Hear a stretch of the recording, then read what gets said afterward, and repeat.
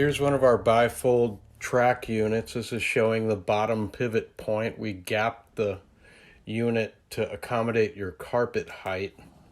The gaps on the side always glow a little light.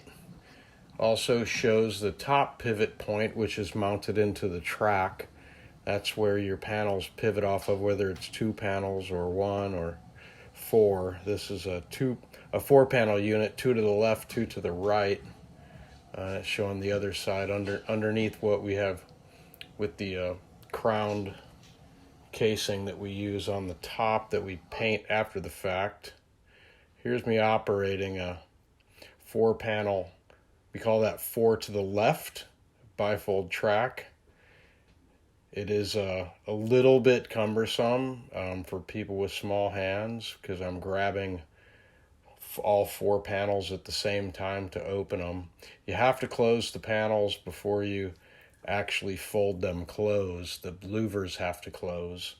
But it's a nice way to be able to get the entire unit and all of the light and visibility that you want.